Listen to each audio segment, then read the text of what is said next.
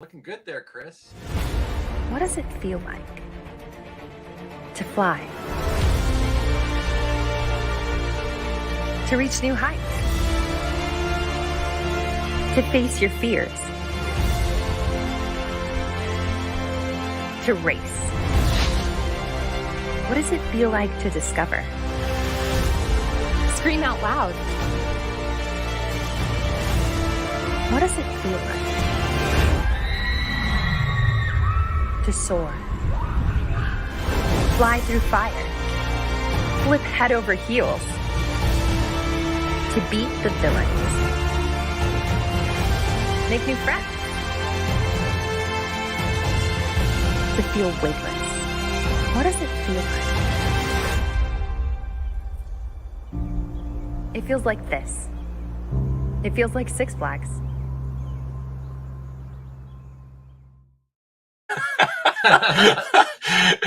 Now, Peluso, you've never seen that commercial before. Did that not make you for a couple seconds go, fuck, I want to go to the park right now? Like, the park looks pretty interesting. Pretty badass, pretty fancy, I got to say. You know what I mean? Like, it was very polished, you know? Not only right? promo, you know why?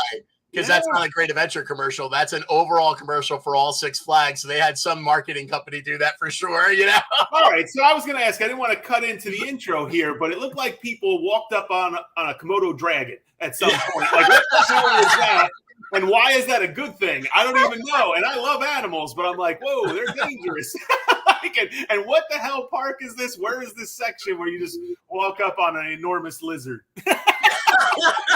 It's not our Six Flags. That is true. It is not ours. That is true. But I thought it was kind of fitting, man. It actually got since we're going to talk about what we're looking forward to in 2023. I was like, wow, they actually have a commercial that makes me look forward to really going to the park. Yeah, I was like, all right, this looks good. Yeah, got psyched. I love it. Hello, and welcome to episode number 19 of Some Great Adventures, the podcast where all friends who met and worked at Six Flags Great Adventure in Jackson, New Jersey, chat about our days in the park. As usual, our podcast is made possible by our friends at the Shared Universe Podcast Studio. And we're also recording via Facebook Live, so the video version is always available on our Facebook page for all of our episodes. The audio version will be up on all podcasting platforms in a few days. I am Steve Hicks, and my co-hosts are Scott Loudon. Chris Peluso. And unfortunately, we are a man down. Andy Auletti called in sick. He called in sick. He's got the It was an approved absence. It wasn't an approved absence. It wasn't exactly 24 hours, though, was it? It wasn't. It wasn't. But, he didn't get coverage for his shift. And there was no coverage. It's funny you say that, though, because, whenever I'm in a job where they're like, you have to give 24 to 48 hours notice regardless of why you're going to be out, I'm like, how does that work when you're sick? That is so stupid. Yeah, I know, exactly. Yeah, because I know I'm going to wake up feeling like hell, exactly. 48 hours in advance. If you're going to be out drinking, at least, that you're going to Yeah, but that's not sick. That's voluntarily sickness, okay? Tomato and tomato. Yeah, that's why you had so many write-ups before you became a supervisor, because of that mentality right there. Anyway, Andy should be back next podcast. We hope he feels better by then. And feel better, Andy. Next one. Yeah. All right, gentlemen, 'tis the season. Most of the parks are doing their own versions of Holiday in the Park. I did go to Holiday in the Park last year. I actually have one of my absolute favorite hoodies from Holiday in the Park. It is warm and soft and comfy, and it's purple, which is not normally my color at all, but I love wearing it in the house. Makes you look like Barney. It does make me look like a big fat Barney. You are correct. Thank you, Scott. Look at that. Our names are in purple too, man. Maybe it is our color. I don't know. I had the podcast. I mean, I had the hoodie on for a few minutes. Maybe Ming saw it. I don't know. yeah, man. But you know what's sad? I haven't gone this year, and I don't think you didn't hit it this year yet either. Did you? Holiday in the Park? No. All right, and I know you barely ever go, right? So I haven't been in 5 years. I was gonna say, I don't even think you've been in a couple of years. So not even started this yet. Yeah, and that was the first time in 15 years, I think, when I went back 5 years ago. Well, we'll have to change that this coming up. I know. It's getting better. It's getting easier. Well, I gotta say, the deterrent for us this year is that my lady doesn't like like crowd. So she's not an amusement park person anyway. And she really never has crowds. Yeah, I know, right? That's apparently, according to them, they make no money and nobody's ever there, But however, every time I go, it seems to be pretty goddamn crowded. So I don't know. Yeah. But she also doesn't like rides.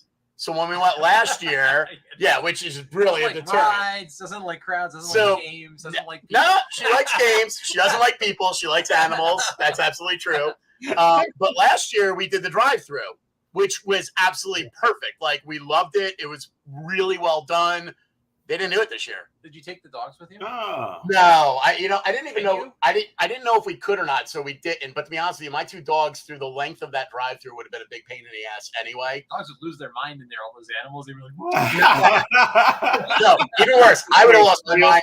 My bigger dog gets car sick and would have probably thrown up on my littler dog while I'm in the middle of Holiday in a park with nowhere to go. Can't open the windows. Yeah, exactly. Windows open, smell. It would have been very bad.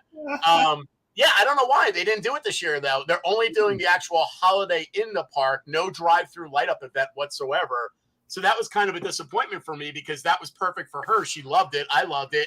And when you get done with that, they bring you basically right to the Fest House gate, and then you go through your own little special entrance, and that's where the Santa Claus Village is. So we did our pictures with Santa Claus, and then we boogied the hell out. And this year, there's none of that. You got to do Holiday in a Park. And on top of that, like when I took her last year, it was like $10 extra to bring her to the light show because I had a season's pass. This year, it's full cost if you go to Holiday in a Park. So it was coming up at $49.99. And, and regular price, I think, for an entry for one day for them is $99.99. So it's like, I'm like, I don't think this is really worth it, considering she hates everything about being That's a lot. That's a lot. If you bring me instead, I'll wear a wig. Well, however, I will lead into it is open today for Holiday in a Park, and it is open for one more week only. It's open from the, what are the dates? Monday the 26th. To Saturday the 23rd from 1 to 8 p.m. That's when Holiday in a Park's going to run for the rest of this year. So basically just 1 week after Christmas, and then it's done. So it's not open. Once you hit New Year's Day, they're officially closed for the year until the spring, it looks like. So we could actually go. And I will say, they kind of like they did when we went to the Oktoberfest. They're doing special food for Holiday in a Park just like that. So they're supposed to have turkey platters, roast beef, pot roast beef platters, and bowls where everything is put into little bread bowls, and they actually look pretty damn yummy. Like the KFC slop bowl? Yeah, exactly. Except not as sloppy looking in their pictures. They're probably sloppier looking when we get there. In an edible vessel. Yes, exactly. They have soup and chili in bread bowls. They have a harvest spinach salad. And then they also have, this is actually what I would have went for because I'm a fat kid. They had gingerbread and peppermint funnel cakes. They had 2 different types of new funnel cakes that I thought sounded really good. And then they also have extreme cinnamon buns. Extreme? I don't know what the hell extreme is, but they're called extreme cinnamon buns. All right. They like punch you in the face while you're eating them. Maybe extreme part is when you're coming back out the next day. That could be it. I mean, this is GA. That's where it gets extreme. Although I will say, when I went for Oktoberfest with Tony, everything was fine. The next day, I did not have any bad repercussions from the food. The food was actually very good, so I wouldn't mind going to see. Now, the funny thing is, almost every single thing, with the exception of the harvest spinach salad and the fat kid funnel cakes that they mentioned, I can't eat as a vegetarian. So I'm kind of like, oh, I got a salad and a funnel cake, but that's fine. That's all you need, really. I guess. They still have all the other stuff that they had last year too. They have Gingerbread Junction. They have the holiday crazy mirror maze. They have Polar Point. All that crap they still have. They have the special shopping areas. They have the s'mores fire pits everywhere still. It is lit really, really well. I did see that. They went out of their way to make sure the inside is lit up beautifully. What's the hours on that? What's the 1 to 8. That's it, 1 to 8. So I don't know if we'll be able to fit it in, but maybe we can get in and get out there for like a couple hours one night. You know what I mean? If worse comes to worse, just to go check it out. But we'll see.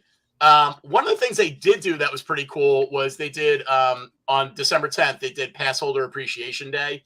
And, the only things you get for that, if you're a pass holder and you go that day, they're both first come, first serve. But they did free gingerbread man cookies from 1 to 6. Who cares? That was at their holiday treat bake shop. nice, but not a big deal. But the thing they did, which kind of intrigued me, because I know Disney is really effing big on this, and I think Universal does a lot of these too. They gave you first come, first serve, but right at the entry styles, if you showed your season's pass on that day, you got a special complimentary Holiday in the Park pin that was specific to Six Flags Great Adventure, Holiday in the Park for this year only. And it made me think about something, because I never look when I go in. You ain't been in 5 years, but you've been in that, in the last 5 years. I'm sure if they have these, they've had them prior to when you were going. And when you go, pins are a major thing in Disney, and I think Universal, but I know Disney, where they retire them and they become worth a shitload of money, and they have like one for everything. My kid's got so many pins, I think we could almost pay for her college. This is my point. So, but did you ever pay attention to see if Six Flags does the same thing? Like, do they have ride pins at Six Flags, like a Nitro pin or a Batman pin, or any idea? Because I have no idea. When I saw this, it intrigued me. Yeah, I don't think they ever did have pins, but that's big business for Disney. I don't really think it's a big Universal thing. I mean, what drives it is the collecting, and they're like the Disney collecting is obscene. Like the cartoons and the characters and all that, right? But it is something where I'm like, I mean, I can't imagine, like, it's something where all the major theme parks should be jumping on it, because it's an easy revenue thing for them, and that keeps interest in the parks. Yeah, but what is Six Flags going to do it on? I mean, do they even have the Warner Brothers thing going? Well, like Disney does it on their rides. They do like they'll do like every year they'll do a new Haunted Mansion one. Yeah. And if you like the Haunted Mansion, you're buying it. A new Pirates one. If you like that, you're buying it. You know what I mean? So they could do a different Nitro one every year. They could do a Batman every year, or even just one for each ride. Simple. Even if they don't update them. But I don't even know if they have those. I'm just curious if you guys knew, because I have no idea. No. I mean, they have entire stores devoted to it in Disney in multiple locations. It's I just feel like a reveal moment where it goes, they lift the lid on these pins and everybody's like, wah, wah. Right. That's the thing. They may have figured that the demand just isn't there. I don't know. I'll tell you what is cool, though, that my kid really likes is the model coasters that you can buy and build. Like in the shop. Oh yeah, I like those too, because they put the ones that are out, like they're all like basically steel. They look like steel and everything, so they're pretty sweet looking. That's awesome. Those are cool. I don't see that at Disney, damn it. I bet you they have. Now they may not have that, but they have an X-wing fighter that you can build. And actually, that's where I was going to go. They have them for movies. They do. They have those for all the Star Wars vehicles and everything. Every vehicle, yeah. I have to assume Disney probably has them for their rides too, but those are really, really cool. Yeah, you'd almost build your own little mini amusement park, putting those together with the ones they had. Yeah, that I agree with that. And Six Flags is like, it's not really like the theme park. We tried that with those really frou-frou, like Fantasy Forest outfits and everything. That was less than awesome. But like, it's more of like a thrill ride park, where people go there because they want to ride the coasters. I feel like, they're not going there to, No, I agree. Well, you remember though, like things like the pins, kind of like we said when we went for Oktoberfest, we went to a show and no rides. And we ate dinner. We're becoming old people now. So, like the old people, that gives them something to look for. Even if it's like something minute that the kids are like, I have a minute interest in. While the kids are running crazy on all the rides, the old people can go around and look for the special pins and stuff. And like, I know for a fact, like I'm pretty sure my family used to give them to the kids back when they gave a shit about them when they were younger, like they would get those as like Christmas presents too sometimes, because like the rarer ones, they want it. You know what I mean?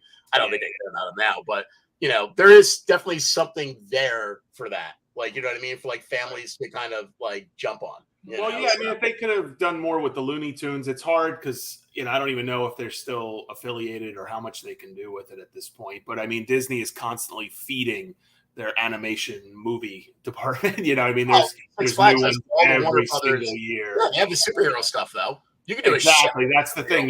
They could do DC. They could do the rides for sure. Yeah, absolutely. Yeah, pretty cool.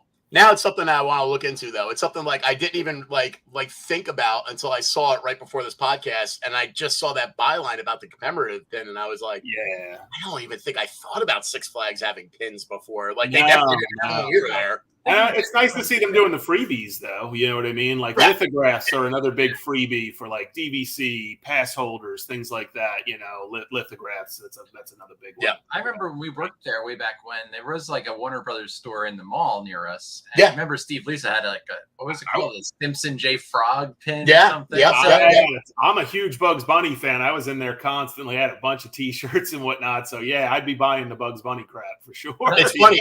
I did the same thing. I got some of the Warner Brothers tie tacks, but then I never wanted to wear them in a park because I was afraid of them falling off and like losing them. You know what I mean? Like, so it was almost like, why did I buy them? Exactly. Even now, they're sitting in a drawer. You know? I love that Warner Brothers store.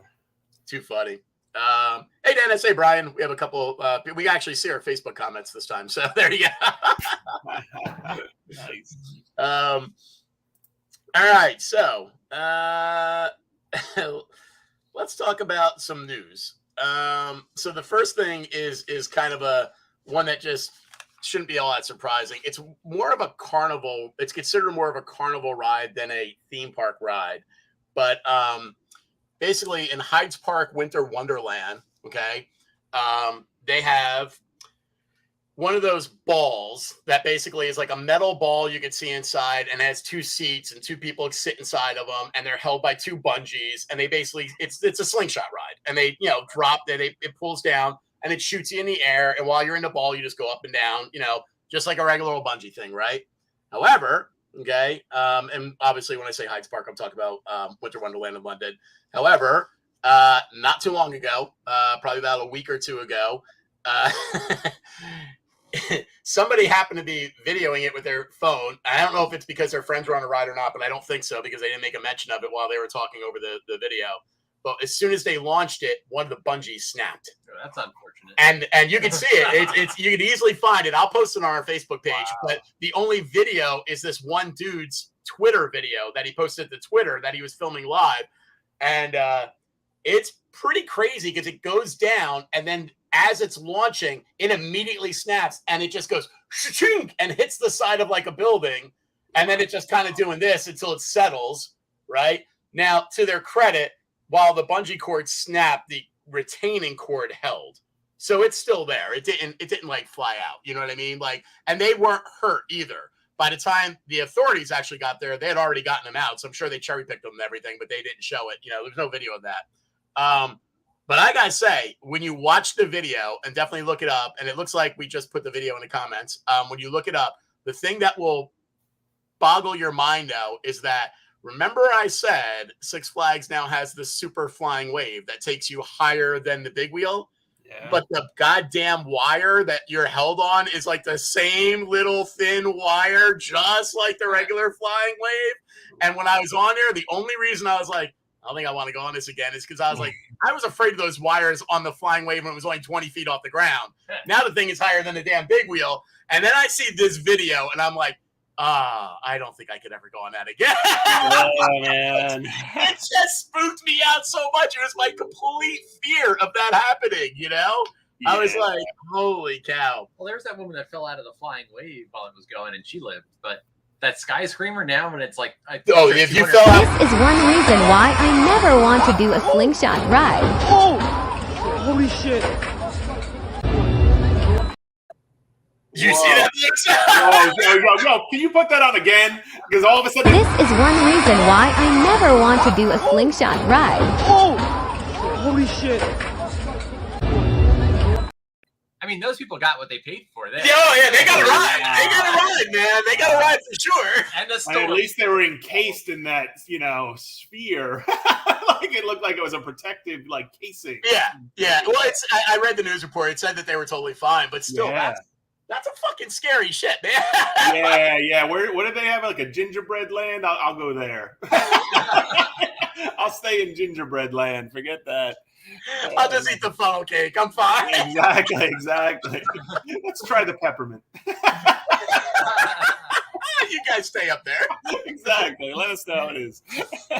Well, all right. This is one of my favorite news things that came out, and it came out like a little while ago. It came out with an update that was done to this cell phone. But you guys have iPhones? I have an iPhone. Do you guys have iPhones? Yeah. Both of you have iPhones? Yep. All right. So did you hear about what happened when the iPhone 14's new update came out like a month ago? I did. So you know what I'm talking about. Do you know what I'm talking about, Chris? No. Okay. Do you have to have a 14 or is just the OS? Yeah, it's for the iPhone 14. Okay, but it was an iOS update they did, and basically what they did is they did an update that if you're in a car crash, it detects the crash and alert automatically prompts the user and says, we're calling 911 in 20 seconds unless you cancel this. And that way, if you're actually incapacitated, the iPhone is now calling the cops for you to alert them that you're in a car accident. Pretty cool, right? Yeah, I've seen the commercials for that. Yep. Yeah, it sounds awesome, right? However, so you know there's a rule about not taking your phones on roller coasters? That phone, if you have that still on, has now been triggering 911 calls. Yeah, I was going to say, man. Coasters. Yeah, not even coasters. Like, have you ever been on Dinosaur and Animal Kingdom? I mean, my God, like it's just like 50 accidents in one. It's crazy. Yeah. Oh yeah. Well, they had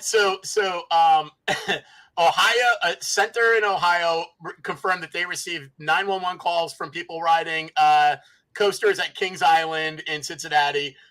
They said they had at least between September 9th and October 9th, at least 12 such calls they know of, and probably more. More of those calls were also reported near Chicago from Six Flags Great America. And then, of course, immediately Apple released a thing saying, okay, hold on. You could go in and disable that, or just go on airplane mode before you go on your ride, and then it won't trigger it, right? But I think that's the funniest thing in the world, because can you imagine, like, nowadays, let's be honest, most people, you're not supposed to have the phones on any coasters at this point anyway. I mean, almost all the parks make it, any of the major parks make you put it in a locker.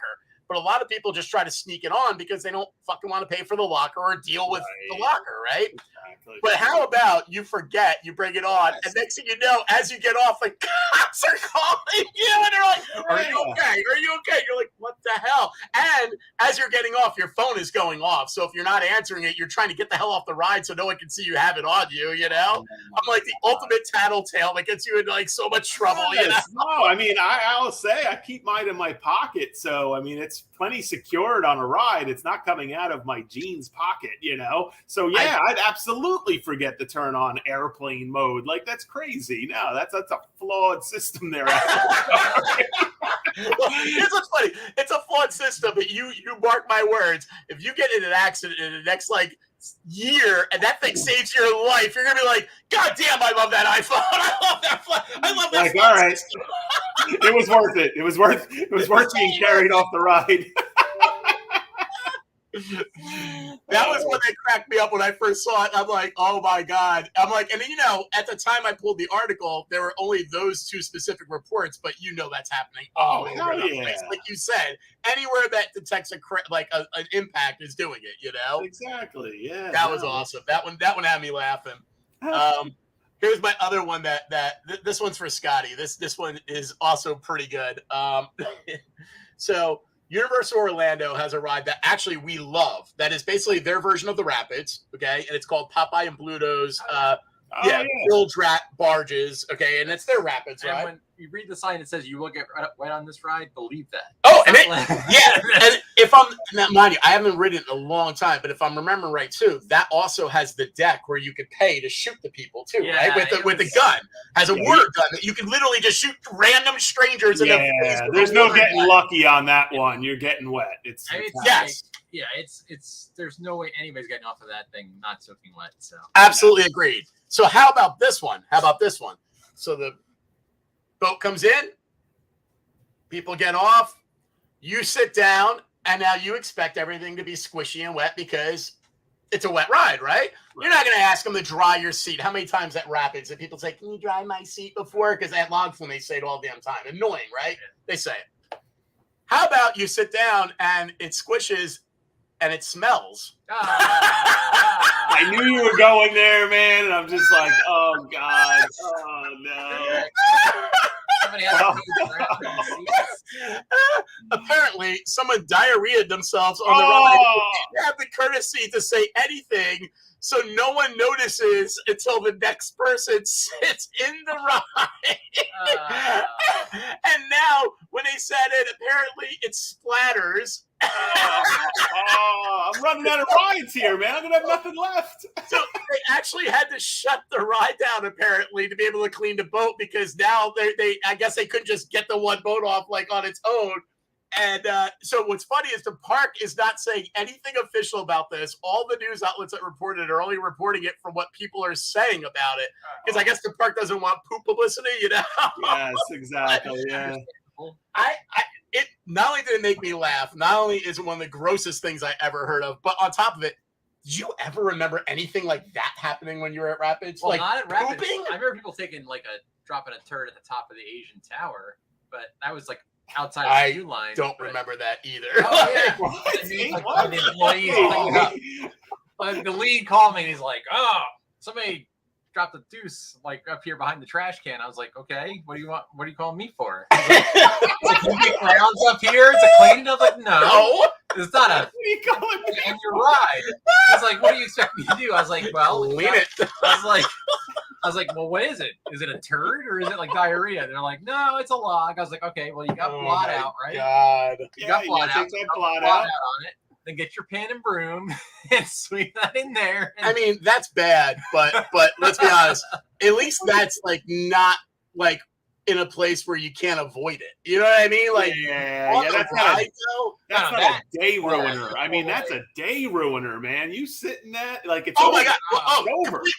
Completely. Yeah, what do I mean, you- although we there's no already coming know back from that. from well, we know from the one where the dude got thrown up on, though, that Universal and Disney will offer you free clothes if something like that Yeah, happens. They will yeah. More absolutely. than that. Yeah, that, Free well, shower, I mean, it's free not their everything. fault some scumbag didn't tell anyone. I mean, Yeah, get like the elephant hose out and shit. here's the second question, though. Here's a second question. This is one of the reasons normally, this stuff makes me laugh, but it's so gross. I have to decide if I even want to put it on here because it is so nasty. But then I thought the bigger question is, would you have told someone if you did that? If suddenly you had explosive diarrhea and you don't know where it came from and you're in the middle of the Rapids ride and no one else sees that it happened, You'd be so embarrassed. would you say something because now everyone's going to watch you as you waddle away while it's coming down your leg, or would you just run and I not think- say a goddamn word? I think you got to drop a quick line. You got to be like, seat 4.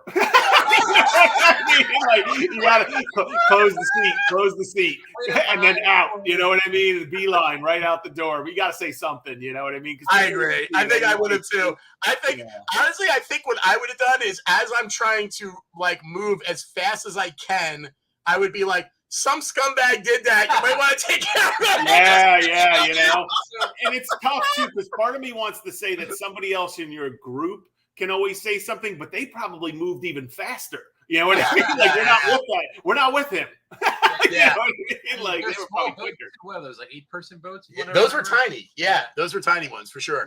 Yeah. Yeah, that one had me laughing. So gross. So gross.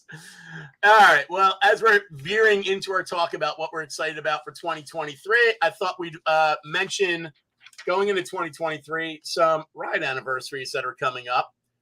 The one that kind of bummed me out is that in Six Flags Over Georgia, next year will be their 50th anniversary of the Great American Scream Machine, which may not actually be the same Scream Machine as our Scream Machine, because we do know that they put the same name on different rides sometimes. Six Flags is notorious for that. Because But- the Gasm at our place got put in there in the 80s. It So did. would have been 40 years. Yeah. So. Right. But we don't even know if we were the first one. I don't remember for that, because back then I didn't pay attention to any of that shit. You know what I mean? So, but just seeing that made me kind of bummed, because I love the Scream Machine. I thought Scream Machine was a great ride, The other ones that are GA specific are all superhero rides.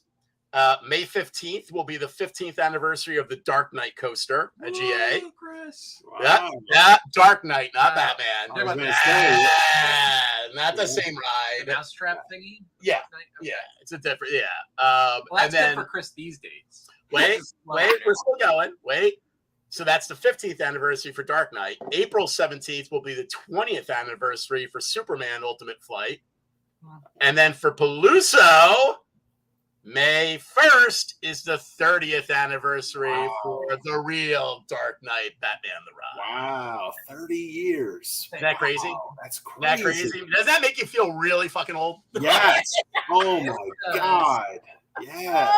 30 years. Yeah, that's a little nuts. So I took my kid on that ride for the first time this season. The Dark Knight or the Batman? No, the real Batman Okay. ride. And I actually like Dark Knight. Dark Knight's all right. It's Dude. okay. Don't shit on it. All right. It's much better than the Skull Mountain bitch ride. So I agree. I took her on there for the first time, and I told her the story about how we used to test ride it before the park opened, and we used to try to kick each other's shoes off. Yeah. And how, like, you bitched out when the one time I got the shoe off of you, and you're like, "Don't knock it off! Don't knock it off!" You got all mad. Oh, because the fucking amount of trouble I would have been in is insane. Insane. So yeah, but she had a good laugh about that. She's like, "You should have let you totally kick it off." She's like, "You did it. You got it." Because yeah, that's a person who has no concept of how in trouble you would have got me if they had to fucking let someone go underneath to get my goddamn shoe. It was before the park opened, so you would just have to do the walk of shame to go in there, and, Yeah, that's a pretty big walk of shame, dude. All right. That is an actual one of the few things I could actually see me as a supervisor getting written up for, because it's so dumb that I could see someone going, "You have to get written up for this. You have to get written up for this." On top of it, the fact that me and Peluso would ride it together while I'm 160 and he's 150, and that right there is a massive no-no. You're never allowed to do that, because if one of the sections goes down, you're both stuck on the goddamn ride, or a power failure. You're really fucked. I'm sure you were covering 150 for the day, and I was 160, so you told me to come over and ride it. I'm positive. Which also means we wouldn't have been allowed to be on the ride together. Never mind, no shoes. You're literally making it even worse by saying this. The one flaw in your argument, though, is we all know that had that happened and somebody got written up, it would have been me somehow. Like, if it wouldn't have been Steve. No, it would have been both of us. You are absolutely right. You would have got nailed for kicking my shoe off, but I would have got nailed for letting it happen while I'm on the ride with you. So we would have both got nailed. For some reason, I'm really concerned with like morning dew too, and my sock being wet. That would have been a real bummer. I wouldn't want that at all. No shit. All right. So here's another thing. This isn't exactly like this isn't exactly something I'm excited about in any way, but this is something that intrigued me. So it's sort of news, but it's also, something I thought you guys would be interested in. So I never really think about places that put theme park rides in them. Even though there's been like if you go to Vegas, New York has that awesome coaster that goes outside the fucking hotel. It's pretty neat. I've gone on that a lot, actually. I've gone front, back, middle, the whole thing. Like, I love that ride. Elevated it is. Yeah. Really and the fact that you're in a hotel and then you go out and just see everything. Like, it's actually cool and spooky a little bit at the same time.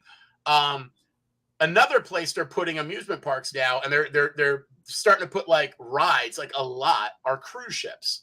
Yeah. And I don't particularly give two shits because I've never been on a cruise ship, and now that the pandemic started, I don't want any part of a goddamn cruise ship, to be honest. They were having problems before the pandemic. Yeah. Well, what's so funny is that, like, the people I know who love cruises are like, cruises are back, we're on the cruise ships, everything's fine. But then I keep seeing articles where it's like, cruise ship had to pull into port in Italy for emergency repairs. Italy refuses to let them off because they detect 30% of the passengers and crew have COVID. I'm like, fuck that, I mean, that's if he's worried about the coronavirus on a cruise ship as I would about the rotavirus or whatever.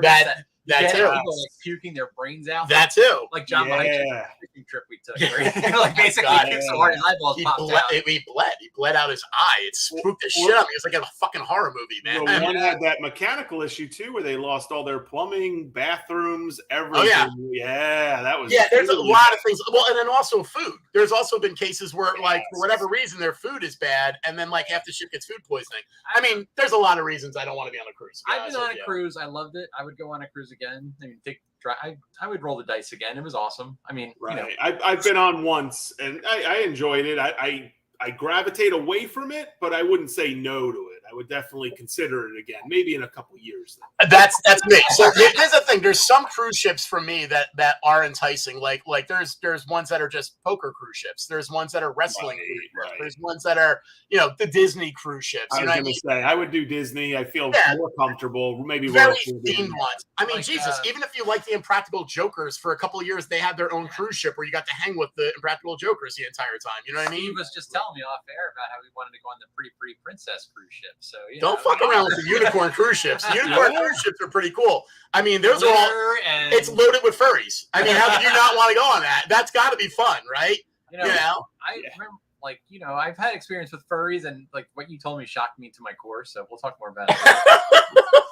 Anyway, so the latest one that they're talking about is Robotron, which it's really cool. It's a claw-like people shaker. And it's a Caribbean one on MSC Seascape. So that's one of the cruise ships. They described it as a state-of-the-art robotic arm with an attached gondola that seats 3 guests, flying them nearly 175 feet above the sea. Riders can select their desired thrill level, which is a first among robotic arm rides, ranging from family-friendly to high-intensity, which is really funny because if you remember in we had that with oh my God, Condor. Remember Condor in Dream Street? You could change the speed level, but people were throwing up so much on the top speed level, we were forbidden from ever using it. Yeah, So it was, oh my God! And I remember. Queue line was right there. Oh yeah, it was. I actually remember. I remember seeing 3 people at once puke, separate people at full speed, which was right there where they were like, never again, But yeah, that's kind of cool though, that when you get on it, you can select it like, if you have your kids, you go low. And if it's just you and your friend, you can go high, That's kind of cool. It's not the first one though. They're claiming that Carnival Cruise Lines was the first to install a full-fledged roller coaster on a ship last year when it put the Bolt, which is called the Ultimate Sea Coaster, on the Mardi Gras. And then Disney's cruise line apparently upped the ante with the Aqua Mouse, which is a water coaster that's on one of their cruise ships. So that's becoming like a really big deal. And they're saying the Robotron, the new one, the ride flips passengers onto their backs, their stomachs, and then completely upside down as they're suspended like 175 feet above the water. Pretty fucking cool. And I got to say, when I looked at the picture of what it looks like, it really does just look like a big robotic arm with like 3 Batman seats in it that you just It sounds like a crane. Yeah, that's like made to not look like a crane. Yeah. Yep. The scary part about that, though, it doesn't sound that too intense or anything like that, but you're out at sea if that thing breaks down. There's no crane that can come and get you. So you just nailed what I was thinking about when I saw it. This is the funniest thing. If you're stuck in a seat and you can't get that seat off, you're dead. You're dead, right? I mean, you're going underwater and it's a metal ride. It's going to bring you down and you're done, right? However, if you could somehow get out of it, which I don't think you can, okay, would you rather that it be like the ball we just saw where if it tosses you out, you're done? Or at least if it tosses you out, you're going into sea. I mean, you might die, but you might have a chance of living, Yeah, it's a tough one. That's a tough one. I would have to see it. I'd have to see it, Part of me just thinks that you would just be stuck up. Even if you just got stuck up in the air, ride malfunction, if that happens, like even a hang up on a coaster, it takes maybe 3-4 hours for that slow moving crane to get there, but it'll get there. You're out at sea. Nothing's coming to get you. If you're sitting over the ocean stuck, so the arm gets stuck when you're actually over the ocean portion, right? You're sitting in the baking ass sun for however long it takes them to get you out, and you're just stuck in there like twiddling your thumbs, right? Waiting for a cruise ship to pull in the port or something. I gotta be honest. The only thing I can say though is that it's small enough that it doesn't look like a coaster where it looks like something where they could probably manually unhinge the painting thing and just rotate it back in. It says 175 feet. But I mean, those cruise ships are already probably like 100. That's the idea. It's on an upper deck. It's on an upper deck, so you're basically just over they're gauging it from the top of the water to where you actually are. So you're right. Yeah. But it's kind of interesting though because I never really thought about the idea of like cruise ships having like rides. And when I went and looked at the other 2 rides they mentioned, like the one on the Disney cruise and the Bolt one, they're pretty fucking cool looking. I have to admit, yeah. they are really neat looking. Yeah. And It was in the commercial, the Carnival one. oh, really? I didn't see that. Yeah, Royal Caribbean has a coaster too. It's like it almost looks like the Jersey Devil in a way. Okay. Like the single rail, single rider seat kind of thing. Yeah. Yeah, That's pretty badass. Yeah, Very cool. the water coasters are becoming pretty common. Yeah. It's like it's a slide, you know what I mean? But it like pushes you along, you know. Gotcha. Another thing for you guys. So before we jump into what we're excited about, there's something that some people used to be excited about. I never was, and I only partook in this once ever while I was at the park. But when work crew is slowing down and coming to a halt, and work weekends only is coming to a halt, which as we saw, this is it. The weekends only is over on 12/31. Okay, you have that gap where nobody except if you're full time is working. So what happens, Peluso? What's your option? If you're one of those 20-somethings and you're not in college, it's kind of like as festive as putting up the Christmas tree or getting ready for the holidays. You got to go and apply for unemployment, man. It's a real. I don't know about you. I was thinking about it the other day, and I'm just like, it was just always just so traditional and so routine that you automatically went for unemployment, knowing that you're going to have a job again in February, March, somewhere along there, but you got to fill those couple months, but you don't want a job. The goal was to file for unemployment and to fulfill what you need to fulfill, but not get the actual offer because you can't. Right. I used to apply. Not for like. How many times did you do it? How many years? I would say at least 3 years. I did. Yeah. Yeah. I got rejected at least 2 years. Did you ever do it though? Well, I tried to apply, but like the fucked up thing was like, so I'm a college student and I'm working like all these hours. So I would apply and they were like, nope, we're not giving it because you're a college student. I was like, but that's why I pointed out 20-something not in college because college students would always get fucked. Yeah, I remember that. I was doing it just last week. They're like, nope, sorry. I remember that. It's all how you answer the questions for sure. Yeah. It was a delicate dance. It really was. And then you had to apply. I want to say it was for like 6 jobs every couple weeks or something like that. I can't remember. So you had to legitimately apply. So, if I went and applied at McDonald's, they were going to be like, sure, hired, so you don't do that. You know what I mean? It's got to be something. So I would apply for things, like a rocket science. Yes. Apply for, you know what I mean? I wouldn't exactly do CEO, but if they did offer me the job, hell yeah, let's do this. You know how I scammed it, Chris? So it's fun. I only did it 1 year. By the way, hello, Lise. My girlfriend said hi. I have to say hi back. I'm going to yell that. So. She said beautiful. That's not good. So that might be Peluso. I knew it wasn't me. Yeah, exactly. The 1 year I did it, the smart thing was I was already a supervisor, and it was the 1 year when I wasn't going back to the video store for I don't remember why. That was the best year. Well, that's the thing. I never did unemployment because I'd actually want to work. I'd rather work. So I worked at the video store, and also for me, that was, well, honestly, for like 3 years, I did Six Flags and the video store. I worked even during the summer. I did 2 jobs. Nice. But during the winter, that would be my winter job. And the thing that was great about that was unlimited videos. So, I mean, downtime up the ass. I'm basically just, you know what I mean? I'm working just enough to get by. I'm living at home. I didn't really have that many expenses. And I got unlimited videos to watch. It was wonderful. Oh, if my dad remember a video store, that would be where I was the best, dude. It was the absolute best. Knucklehead up. Me and him were working there together the one winter, too. Yeah, that was a lot of fun. It was super fun. The one thing that was an easy scam, when I did it the 1 year, I remember I had to apply for 4 a week. That's what they required. Right. So I would do 2 things. Anyone I knew that was any type of management position at any crappy job around me, I would have them fill it out for me. Yeah. And then never even apply just to cover me. Oh, the other one I would do is I would only apply, since I was a supervisor at Six Flags, I would only apply for management positions, which they almost never give you. That's what I'm saying. I would apply for things where they called, yeah, let's do this. You know what I mean? I got to give a shout out to Kenny, because Kenny was, definitely a mentor in this process. Yeah. You know what I mean? I don't know if he came up with that or not, but I was just like, yeah. Oh, you mean putting the fake number in so when they called, it would go to one person? You mean doing that? What's that?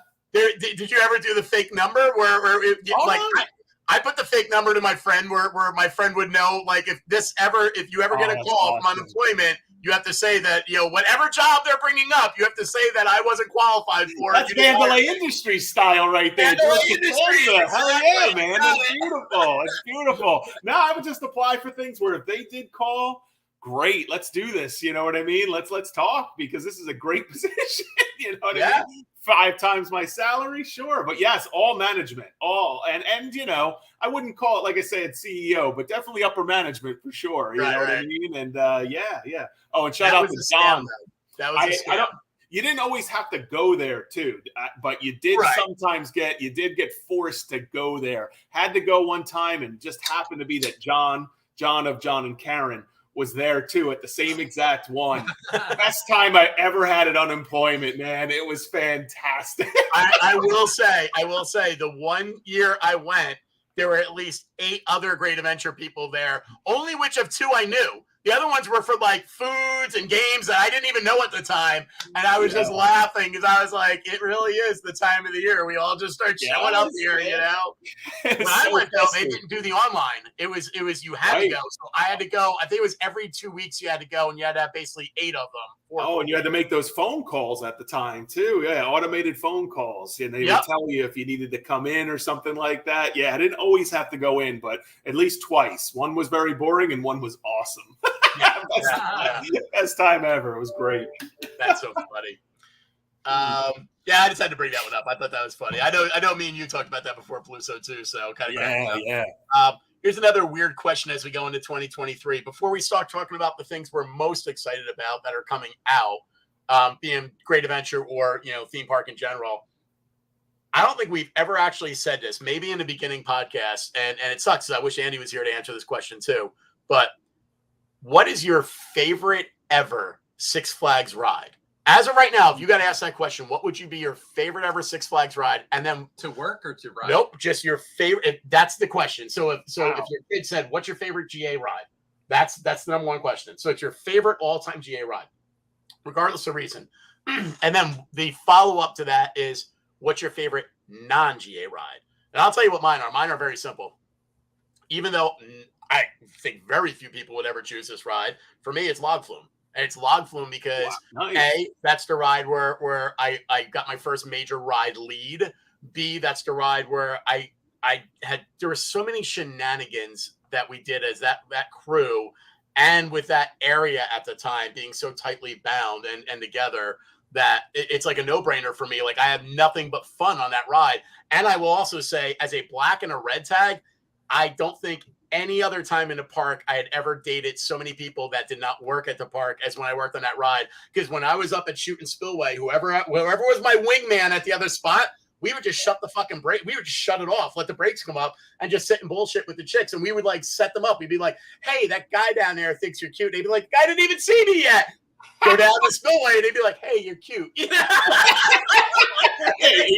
it's under a lift too, you got a phone number. It was like so simple, It was like that was just so much fun, man. Even reading books. I can't tell you. I mean, back then I was a massive. I mean, I still am, but not like I was back then. Back then, I would read like a book a day up on Shoot and Spillway.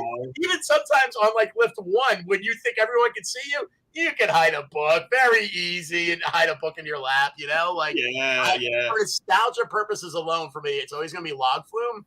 And then outside of Six Flags, it's going to be Pirates of the Caribbean, the original pre-Johnny Depp movie, Pirates of the Caribbean from Universal Florida.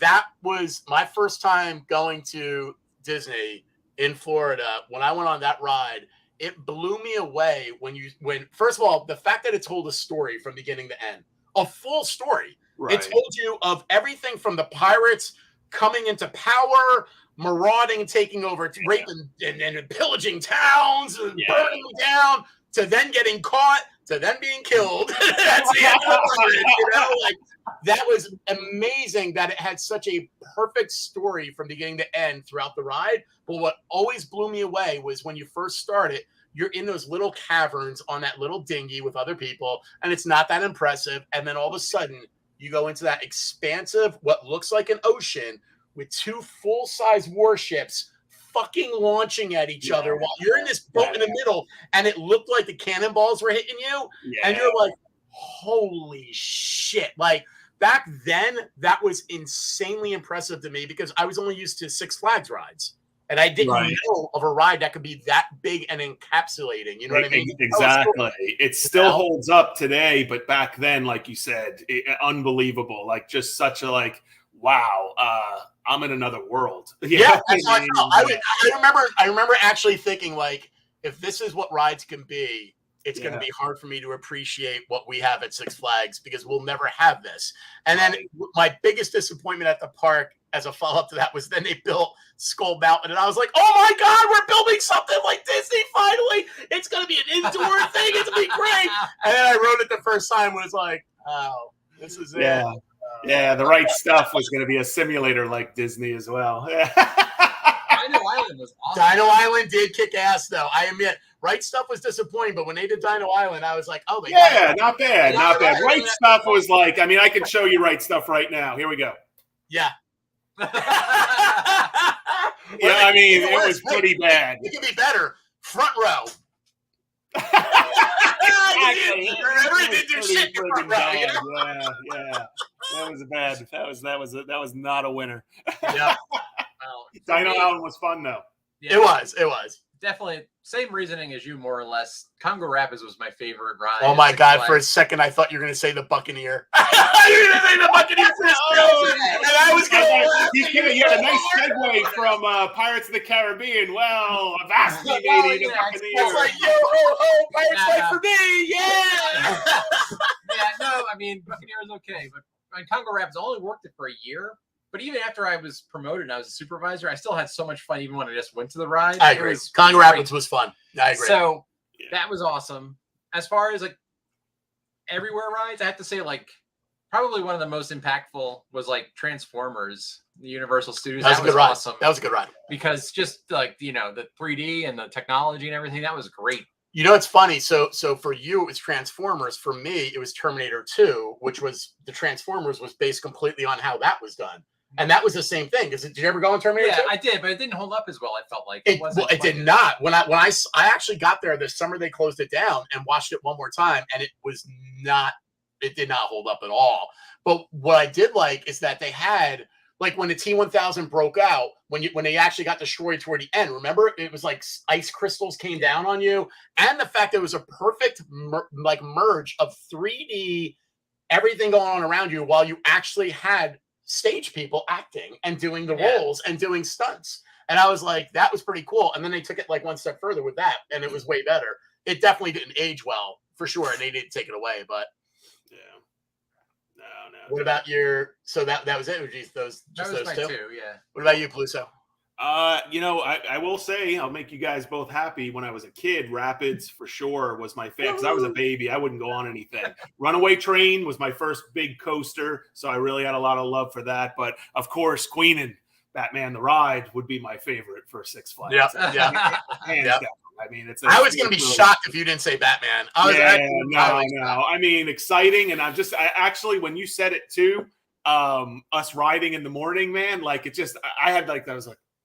Isn't that such a great fucking memory, dude? Yeah. Oh my God, how much fun we had. There were times where you did it and it was exciting. You know what I mean? It still could be exciting, but I got to say, relaxing. Just relaxing, just like, wow, this is cool that we're getting paid to do this. You know? Do you remember? That would be our coffee time. I would walk over with my coffee. You'd have yours. We'd put it on a control panel. Man.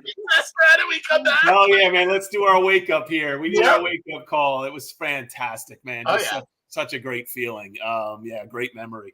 All time, you know, anywhere, all time. I think I still, for the same reasons as you, Haunted Mansion. Not even just because of the ride itself and, the journey it takes you through and being in there. Yep. One, I thought I was going to be scared. You know what I mean? And my dad and mom talked me into going in, and it ended up being like a love fest. I could have gone at it 30 times. But also, like, you walk in, and it's still to this day, they have that, and the line's only gotten better. But once you go in, you have that first experience where you see the old guy photo turn into the scary skeleton and whatnot. Then you go into the pre-show, which is probably as good as the ride itself. You know what I mean? When the elevator. Yeah, is it stretching? You know what I Yep, mean? yep, It's just yep. fantastic. Well, even the queue line, because even now to this day, even though I know them all by heart, I read all the tombstones in the queue line, which are all funny as shit. Yeah, no. And the one with the eyes that still opens up, man, it's still badass. It holds up perfectly, and it's really not even that different, man. It's just unbelievable. Saying, like Escape from Green Gods, that one also is really great as far as the Harry Potter rides modern are absolutely fantastic. Yeah. I realize as I'm getting older, the things that stick with me the most are nostalgia things, though. So I agree. Like if I was gonna go, like honestly, like my second is Haunted Mansion. That's my second one, and for the same reason you're saying, Chris, because just like when I remember in the Pirates going into seeing the two warships, I also remember I will always remember it's my first time ever being on a Haunted Mansion, and as you get to the end, the hitchhiker, and you go, what the fuck is it right in between? That's what I'm saying. Like, man. The tech's gotten better, but it still holds up. Even the old stuff still holds up very well, man. Also, the cool thing too is different hitchhikers on different times you ride, and they always be positioned perfectly in between. You know, man. So I agree. I mean, if I was going to go more modern, though, then our family loved the Spider-Man ride. Oh, that was awesome. Yeah, no. Tower of Terror, I absolutely same type of thing. Great pre-show. Love that room with all the nostalgic Twilight Zone stuff in it and everything. I could stay in that room all day. And then Rise of the Resistance is like, and I would put it in the caliber of the new Harry Potter ride. I heard is just ultimately badass. It's just an unbelievable experience. Yeah. Transformers was awesome for me because I loved Transformers as a kid with the cartoons. But then I rode it with my daughter, who at the time was probably like 11 or 12, and she loved the ride, which was great. So it was amazing just to see that. That you get that little bonding moment. Yeah. Oh, well, it's Andy. I was just gonna say, even though Andy's still alive, so we have proof. We do. And I am not surprised at all that Andy's favorite ride is the Mine Train. And I would assume that's probably for the same nostalgia stuff, being a Mine Train lead. Favorite to ride was Nitro, which is pretty funny. Nitro is a good coaster. And I hear that from a lot of people. They still think it's one of their favorite coasters, Nitro. I will not be going on it. Way too many straight down drops for me. So I'm glad you all like it. I liked it. I don't know what my favorite to ride would be. I have to be honest with you. There's one that was just a piece of shit that used to break down all the time, but I fucking love the Ultra Twister. I got Ultra Twister. A lot of people loved Ultra Twister. I literally rode that ride one time. Ultra Twister? And I got stuck in the front row, which was the best freaking thing ever. It was great because you could see everything. Yeah. Otherwise, you're in this like tin can. You don't know what's going on. Exactly. It was a great ride. It was a great ride. Broke down it did not last. Yeah, it did not last. No, I never got to go on it. I was still, a baby afraid of rides at the time. So, I never went on it. But my brothers loved it. Everybody loved it that went on it. You know what occurred to me real fast? You were afraid of rides. I was petrified of rides. I went on Batman. I don't know if I think I told this story. My first time on Batman was because somebody thought there was something broken on it. You know what I mean? Drive tie or something like that. That was the first time I ever went on. I was like, well, it's my job. You know what I mean? You knew I was pretty serious about my job, and I think they knew that was how to get me on.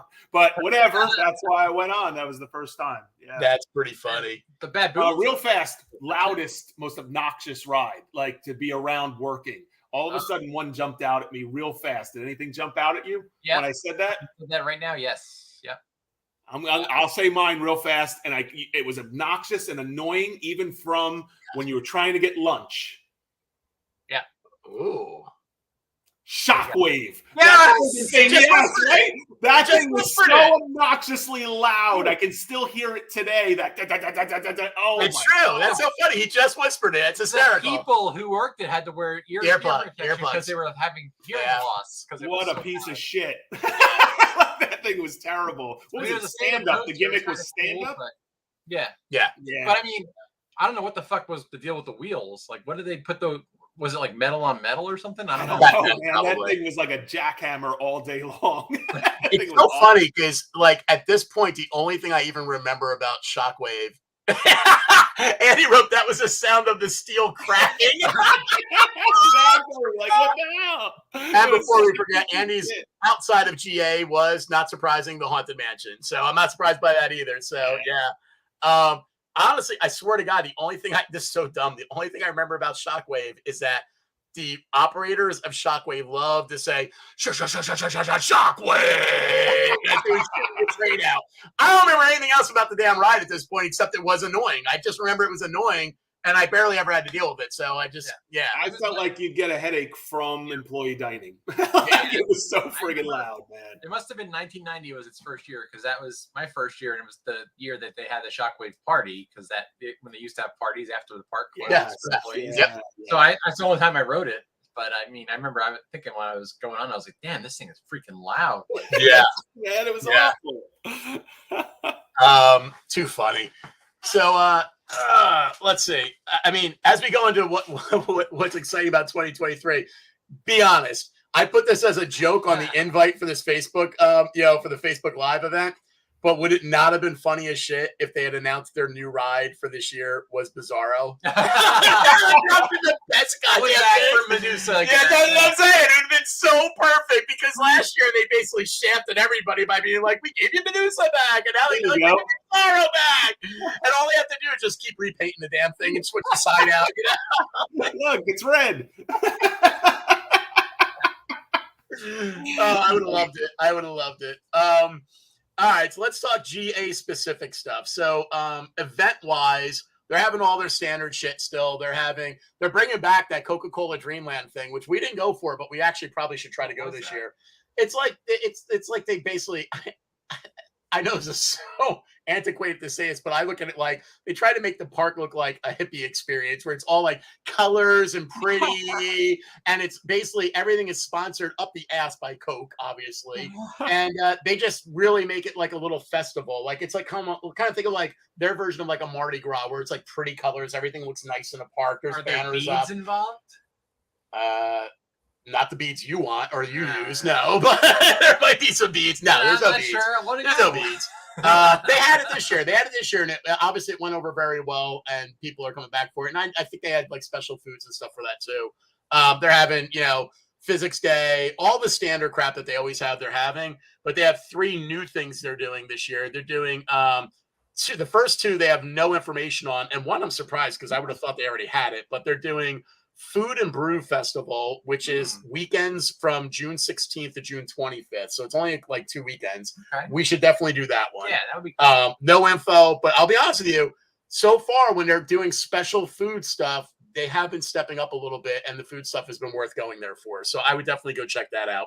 They're doing National Coaster Day on August 16th, which they're saying is brand new, but did they not? I mean, I know they had Coaster Enthusiast day, but they didn't just have a National Coaster Day before. There was. I thought so too, but they're advertising that as a new thing, and it kind of threw me off a little because I'm like, and it says details to follow, and I'm like, but there's no details yet, so that was kind of surprising. And then the one that former podcast guest Kat will absolutely go with us to go to is they're doing Grape Adventure. And I'm sure you can figure out what that is on the weekend of November 4th and 5th. Okay. You got it. Enjoy a weekend of coasters, cuisine, and crafters during our wine festival featuring some of New Jersey's most popular wines. So they're actually going to have a wine fest starting next year, which is pretty cool. It's funny, when you first said that, I thought Jose with the grape soda thing. But... well, I mean, they might have grape soda too. Yeah. I got to say, we started with a purple theme, and we've touched on purple many times. I don't know if it was intended, Steve, but, it was not. We're getting there. It through. You really are. You got a great... Yeah, even Queenan said he thought they did National Coaster Day, and Queenan, you would know better than us because you actually are way more in tune with Great Adventure itself than we are, even though we try to be. So yeah, we do our best. Next up, we'll have a purple wedding or something. Yeah, let's close it out with Purple Rain. Oh, see, I should have worn my print shirt. See, man. Not to be confused with a golden shower. That's totally different. That's just for you, Scotty. That's just for you. All right, so let's jump into some of the stuff we're excited for. So there are a ton of new coasters coming out for 2023 that have been announced throughout the U.S. I did a lot of research on this. Yeah, I'm sure you did. That's why I'm just going to ignore you for a minute and just move forward. He's got his research. Yeah. Number 1 with a bullet, we already talked about Tron Light Cycle Power Run at Walt Disney's Magic Kingdom. I cannot so effing wait. So it's funny, like I'm sure we might have talked about this, but we all know that they already did a Tron ride in Japan, and it's been out for I think like 5 years. Yeah. I'm gonna post or that Shanghai. I can't remember. I think it's Shanghai. I think you're right. Yeah. There is a video that somebody took of like the ride moving around from the outside and from the inside, and it's on YouTube. I have that saved somewhere. I'm gonna post that to our Facebook page because if it's anywhere near what they did 5 years ago, and you have to think from 5 years later, they probably have upgraded it massively. But if it's even just what they gave 5 years ago, I'd already be happy. Yeah, no, the lighting is so badass. I haven't even been on it or been up close to it yet, but the lighting from a distance was like, wow, that's pretty badass. For sure. I know, for sure, man. That one has me like super excited.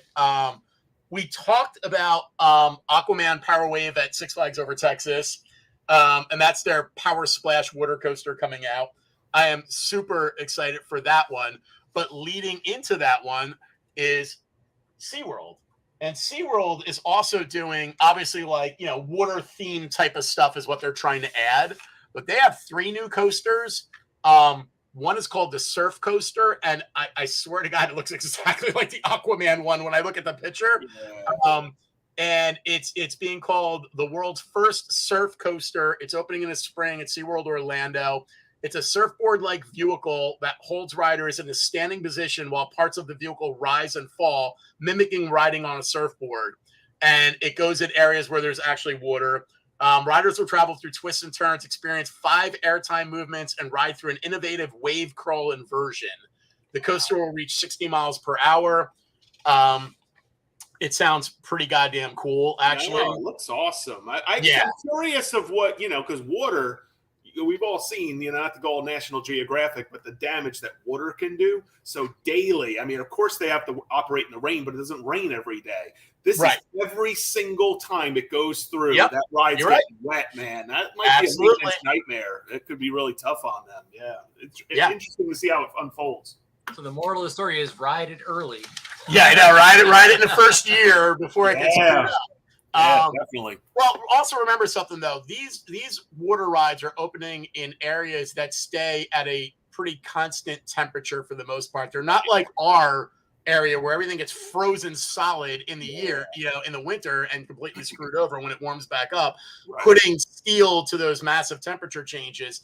While they have temperature changes, they're not as extreme as ours, so they'll probably hold up a lot longer, Yeah, and maybe they have something like, I would think that the grease would wash off eventually by the end of the day. I'm not a mechanic, but they used to keep everything lubed, if you will. I gotta assume they don't grease them like they used to in the old days, dude. I gotta assume there's a whole different way of frictioning those things out. I would think, they must have a synthetic that holds up. Yeah, using like alloy metals that don't oxidize. Exactly. Right.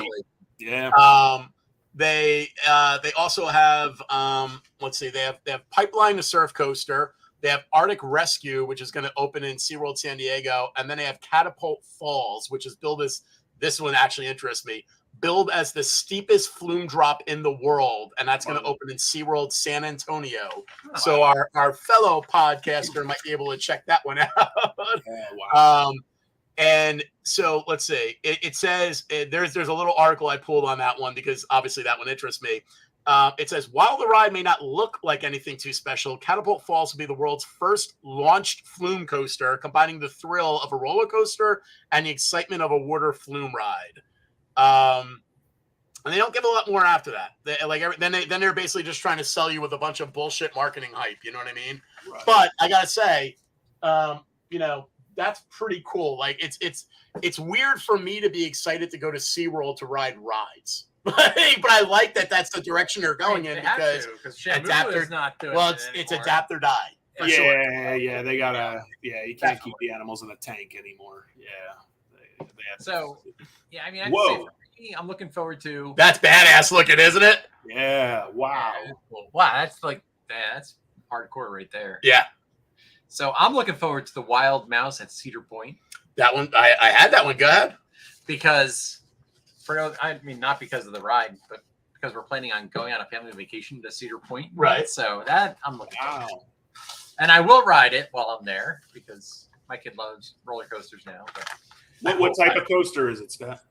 It's like a mouse. It's like a really like a mouse trap ride on steroids. Oh, wow. Okay. Wow. all the spinning and the all that stuff, all at the same time. I was gonna say it sounds a little like Guardians.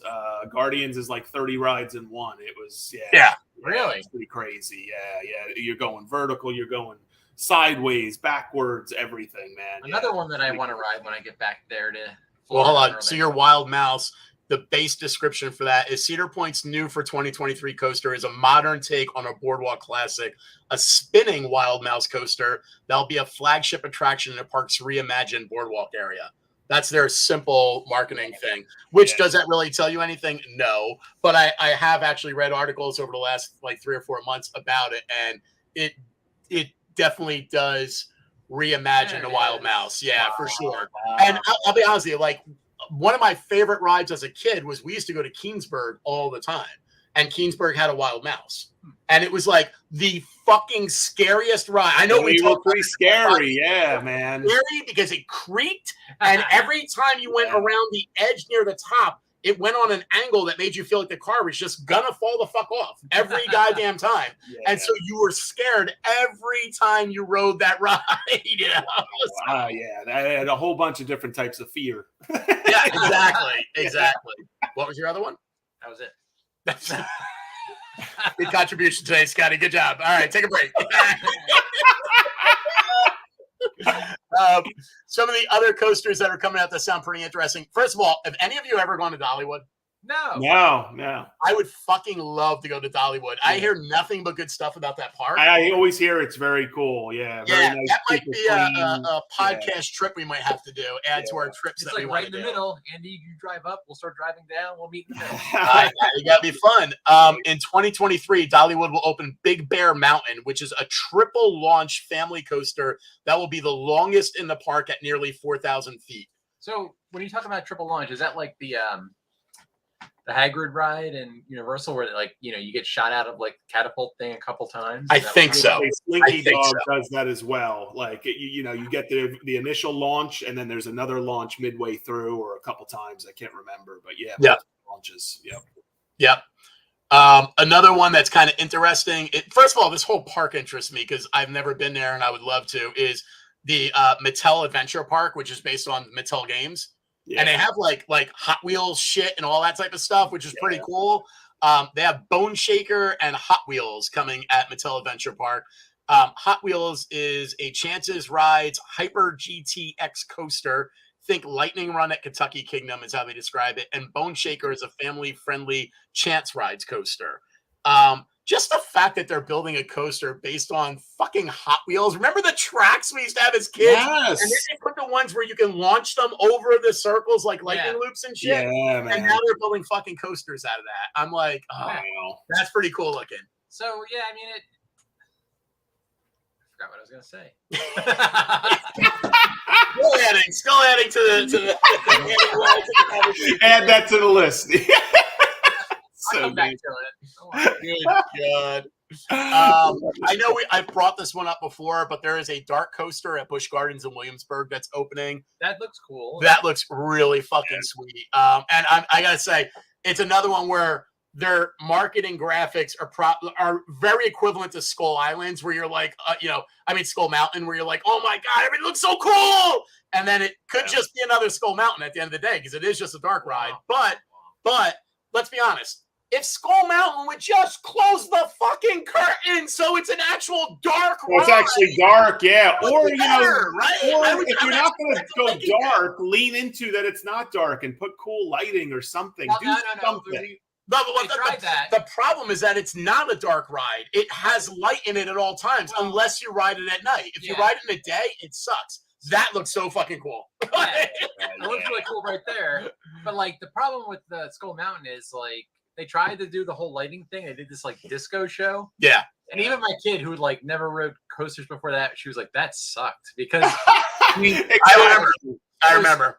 That's what I mean. Like Guardians does, kind of a 70s disco theme because of the music from the movie. And it's fantastic. You know what I mean? Yeah. I'm sure we did it our I way. mean, and it's amazing that they screwed the pooch on that because it has 3 horizontal loops. You would think that would have like 3 horizontal loops should drive the crowd, you know what I mean? And should have drove them to up the budget on the theming. You know, you don't just waste 3 horizontal Not to loops. be confused with vertical loops. These Like are so actual much better than that. Too funny. 3 horizontal loops. 3. So funny. Another one that's coming out is Flying Viking at Adventureland. Adventureland's in Iowa. They're opening 2 new rides in 2023, a family roller coaster called the Flying Viking, but it's going to be intertwined with Draken Falls, which is their flume ride. And so while the coaster, I mean, I read a little bit about it, and the coaster sounds fine, but it doesn't sound like anything where I'd be like, I have to go to Iowa to ride this, you know? Right. But I like the fact that they're trying to intertwine their rides, and I'm sure it's probably more for spacing or not, but they're intertwining it with their flumes. Like, that's pretty badass looking. Like, that's cool. Yeah. I like when they do stuff like that. I think it's kind of neat. You know what I mean? So, And if it wasn't in Iowa, I'd be down for it. But exactly. nobody's ever gone to Iowa for any reason. I know. Nice. I want to go to Iowa. Said nobody ever. Like, So here's some information on a different sheet that I have on 2 of those SeaWorld ones. So the Arctic Rescue one, okay, they're saying that it's an Intamin family launch coaster. It's pretty similar to Wave Breaker at their sister park in San Antonio. They're saying the multi-launch coaster is themed to a snowmobile rescuing animals in distress. You'll go through 3 separate launches on the ride, each getting slightly faster from 34 miles to 38 miles to 40 miles. And in total, it'll be 2,800 feet long and stay pretty close to the ground with heights up to 30 feet. And it really does look like it's like it's like basically a train, but each 2 seats look like they're on snow speeders. so, Wow. So like each person looks like they're on their own snowmobile, which is kind of cool. I mean, to me, it's all about what animals are rescuing. Like, what are we talking about here? Shamu. SeaWorld. Come on. What the fuck's wrong with But you? It's Arctic, That's cool looking. It's Arctic Rescue, though. You don't rescue Shamu. Penguins, man. What's wrong with you? Yeah, if it were penguins, I'd be all in on that. If it were, Of course it's the penguins. What's wrong with you? Love me some penguins. All right. And then Pipeline, a surf coaster, is described as, let's see, next generation stand-up model from B&M, and the seats will feature movement so that riders can experience wave jumping motions while riding. So it's almost like they have their own little fucking like traction pieces to go up and down, which is kind of cool. I think that's pretty neat. One of the big ones that I'm interested in is right nearby to us, so we actually can do this one in the summer, and that is Wildcats Revenge opening up in Hershey Park. And Wildcats Revenge is a Rocky Mountain construction conversion of its former Wildcat wooden coaster. I was gonna say they just closed the Wildcat. Yeah. So the reason they're doing that is because this one's going to be a mix. Okay, this one's going to be it's going to stand 140 feet tall, feature an 82-degree first drop, reach a top speed of 62 miles per hour, and pack 4 inversions, including the world's largest underflip element, an inversion that begins with an upward climb followed by a counterclockwise 270-degree roll and dive towards the side. Wow. Sounds pretty fucking wild, dude. Wow. I think that what I like the most about this, though, is that it's a hybrid coaster. So it's made of both steel and wood. So they're not getting rid of the woodies fully. And let's be honest, in the Northeast, it sucks because we love the woodies, but the woodies do not love the weather. No. And they're insane to maintain. Yeah, they're insane to maintain. I mean, that's why goddamn Rolling Thunder kept on freaking falling apart all the damn time, because it's just wood sucks here in the winter. You know, My life loves the woodies, so yeah. Too bad she doesn't get none of those at home, huh? Yeah, there's medicine for it now, so. And the only other one that caught my eye that for roller coasters, only because it kind of made me laugh, is there's racing single rail family coaster at Six Flags Fiesta, Texas. In a surprise December announcement, Six Flags Fiesta, Texas revealed they're building their first Paschetti Bowl coaster model from Skyline Attractions, and it's actually called Paschetti Bowl. Oh, nice. Compact layout will occupy a space of 79 feet by 162 feet. It'll only have a height requirement of 36 inches, though, not 52 like normal, so can't be that scary. The track will cross over itself a total of 11 times, and it'll be they're saying that Six Flags Texas new for 2023 coaster will be the world's first single rail racing coaster. Yeah, Andy, that's your assignment. You have to go and check that out. Bring a full report to us. We just keep dumping all these like anything that's in Texas. We act like it's not a big state. We're like, yeah, it's enormous. Gonna do that, you know? Yeah, it's wrong that you can drive 12 hours to get to the state, but whatever. Hey Ming, you might want to kick that Pagel guy out. I was gonna say, who is this guy? Who is this character? That's hysterical. I will try your. Well, wait a second. Can you send a resume? Yeah, let's not give him any more attention. Let's just ignore him. And Queenan, you're not wrong. They did guarantee that El Toro will be open better than ever. So yeah, you're not wrong. That will be the new one, I guess. Yeah, we'll be injuring people. So I don't know if El Toro is ever going to open again, though. We'll see. No. They've announced. Oh, they announced this month. Like it's under reconstruction, and they are guaranteeing it will open next year. They're saying that it is definitely. It's not being discontinued forever and just removed. They're actually going to fix it. So, there's 3 parks that I'm pretty excited about. One of actually which just opened not too long ago. But the first one is Studio Ghibli's theme park located in Expo Park, which is the former site of the 2005 World Expo in Nagatu City, Japan. I don't know if you guys are into like the Studio Ghibli movies, you know, like Spirited Away and My Neighbor Totoro and Howl's Moving Castle, but they are the most like beautiful animated movies. Besides the fact that the stories are always fantastic, they're just gorgeous. Like they're beautifully animated. And this park, if you look it up and look at the detail in the park, it's all based on all the movies. All the rides and attractions are based on the movies, and it's just stunningly gorgeous. It's one of those parks that you're like, I don't give a fuck if I ride a ride or eat any food. I just want to look at it. I just want to go in and look at it. Like it is that pretty. That one I'm really, really excited about. I'll post some information on the park. That's similar to one of my updates for later. Yeah. Yours is coming. Yeah. No, there's a different one. You got one too? All right, cool. Yeah, smaller, like more of just a spectacle to see. I can't look at. All right. Yeah. Well, the second one that I'm excited by is whatchamacallit is, let's see, Columbia Pictures Aquaverse, which of all fucking places is opening in Thailand. And it actually opened already. It opened in October. Okay. It was delayed a year due to COVID, like every goddamn else, everything else for the last 3 years. Right. One of the things that's so cool about it though, is because it's from Columbia Pictures. It's all based and themed on Jumanji, Ghostbusters, the Will Smith Bad Boys movie, Hotel Transylvania. Like it's insane the stuff that they have there, and it looks so freaking cool. One ride is themed on all those things. No. The whole park is based on all these different. It's based on all their basically their franchise items that they own, and including Zombieland. They're expanding the expanding areas. This made me laugh though. The 3 expanding areas that they noted are Zombieland, which if you do a Zombieland area of a park permanently, I'm in because I love zombies and I think that's cool as shit. Yeah. And we only get it during Fright Fest normally. If you can do that normally, I think that's cool as shit.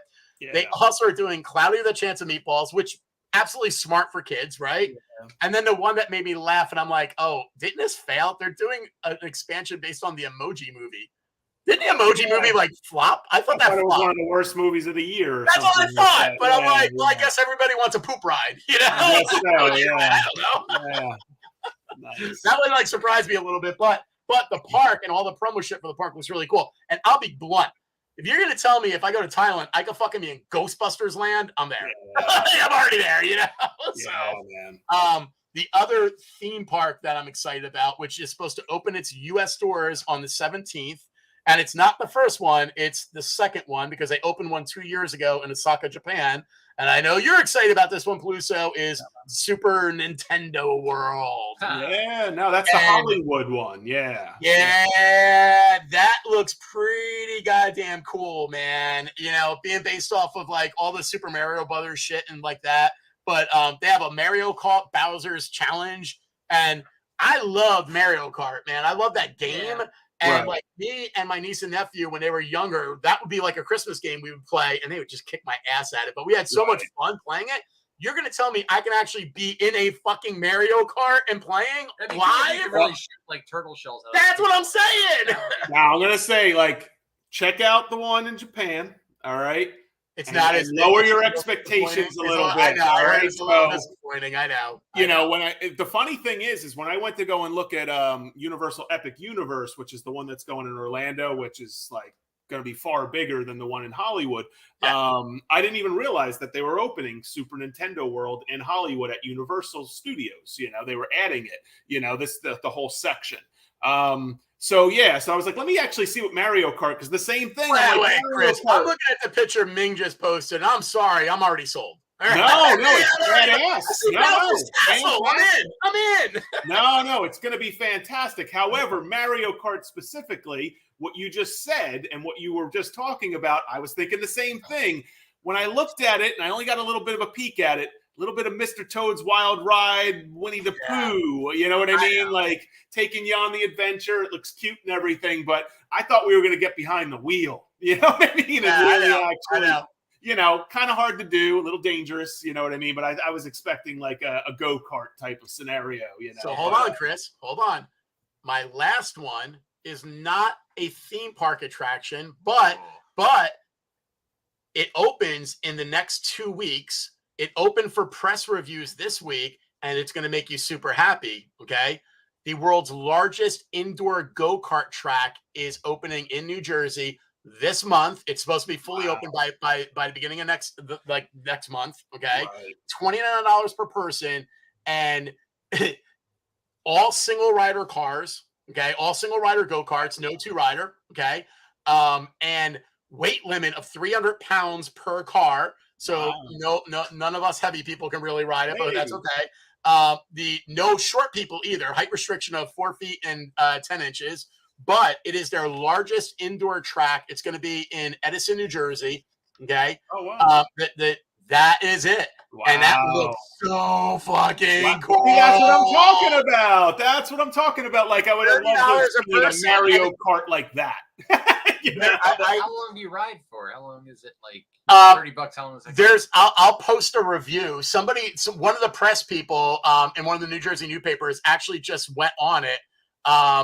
I think they're electric. And Andy posted gas or electric carts. I think they're electric. I don't think it says here. I don't think it specifies, but I'm going to assume they're electric because I don't think they're going for gas anymore in those things, to be honest with you. Especially indoors. Yeah, that's what I'm saying. I think it's too much of a problem now. I think they're electric, but I'll give you the rundown of what it says. Total combined track length is over a half mile long. Maximum track width is 26 feet with 13 left turns, 12 right turns, and 10 elevation changes. The racetrack will include 4 passing lanes at its widest points. And the go-karts will reach speeds of 45 miles per hour for experienced drivers over the age of 15. No, because at that scale, that's going to feel like 100. Well, let's be honest. 45 miles per hour is pretty goddamn fast when you're in a tiny little vehicle, though. No, that's what I mean. At that scale, it's going to feel like 100. Oh, my God, 100. yeah. It's going to be crazy. And here's the other cool thing. The entire building complex spans 131,000 square feet, and it's also expected to include 19 axe throwing lanes, an arcade with 140 games, an immersive virtual reality area, bumper cars, a tower ride, a restaurant, and 2 bars. Nice. My beer. Oh, my beer, exactly. Nice, So when you come back to Jersey, Andy, I think I know what we're all going to be trying out. Nice. No, that's awesome. No, and I'm looking forward to. Don't get me wrong, the Super Nintendo World looks amazing. Definitely looking forward to it. You know, it's hysterical. I knew you were going to shit on the go karts when I brought them up, and that's why I made sure I had this. Yeah, no. When I went to look at it, I was like, all right. So it's like it looks fun, but it's like a Mr. Toad Wild Ride. You're not controlling anything. You're going along nice and slow. I saw that too from the Japan. The whole world itself looks amazing, though. Even the Japan one's fantastic. Epic Universe, though, which is about 2 years off, also because of COVID delays. That's different. That's going to have most likely Super Nintendo World, but also possibly a Monsters Universe sort of section. Oh, I heard about that. Yeah, it could have another Harry Potter section. A lot of people speculating it might be the Ministry or something like that. But no, that's going to be a 750-acre expansion. It's going to double the size of the existing Universal Orlando. Okay, here's what's really funny, Chris.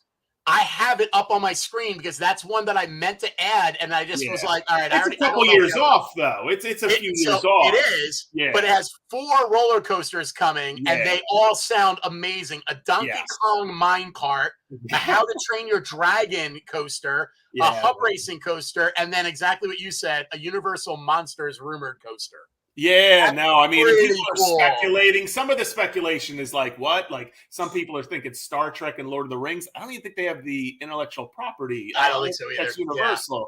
Paramount has Star Trek. Right. I know that. You know, and I think, I would think Warner would have a better claim to Lord of the Rings and Amazon. But I don't know about those. But, you know, Harry Potter for sure. I don't know why they wouldn't do that. I wouldn't be shocked if another Jurassic Park area entered too, because that's huge business right there. But also hotels, an entire entertainment center they're putting in again, just like the City Walk. Supposedly they're going to have another one now with hotels, restaurants, bars, everything, you know. Like I said, doubling the size. That's pretty substantial, man. That's pretty big already. They have 3 parks currently. So 750 acres, man. But yeah, we got a couple years. It was gonna be probably 2024, but you know, COVID. Speaking of COVID, Epcot, not a coaster. All right. You know, I love coasters and all, but I'm more of I'm old. You know, but I don't know if you've seen any of the construction, but they've been working on it. It's been delayed. It was supposed to be done probably already, or this year, early this year coming up. But the entire area in front of Epcot has been destroyed. Like, it is all annihilated. Everything behind the ball, huge amount of construction.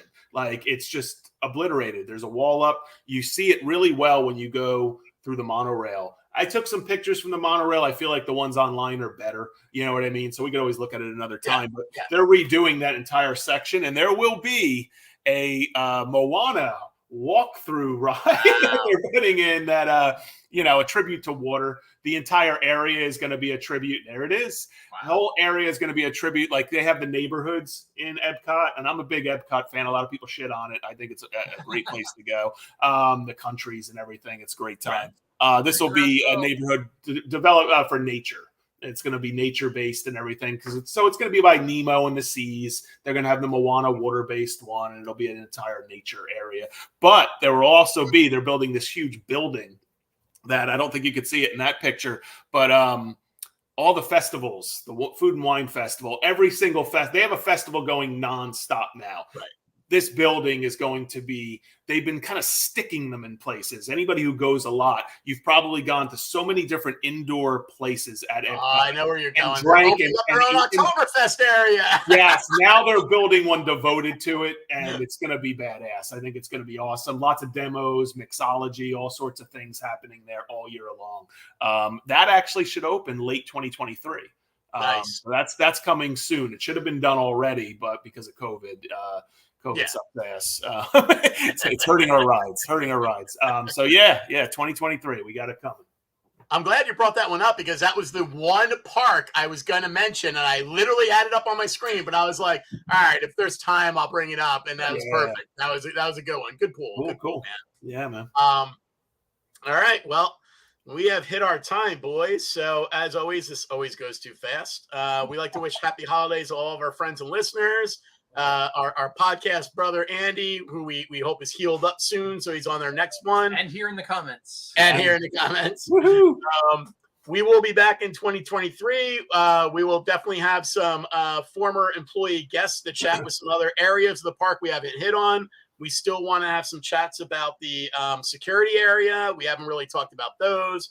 We want to talk about there's a lot of stuff we could talk about on show ops, because show ops has so many different variable areas there, from everything from, like stuff like ski show, dolphin show, to on grounds characters, to, work in the fireworks, work in the concert arenas. Like we talked about concerts because we've done that, but the rest of the stuff, not even delved into it, so that's a whole area to talk about.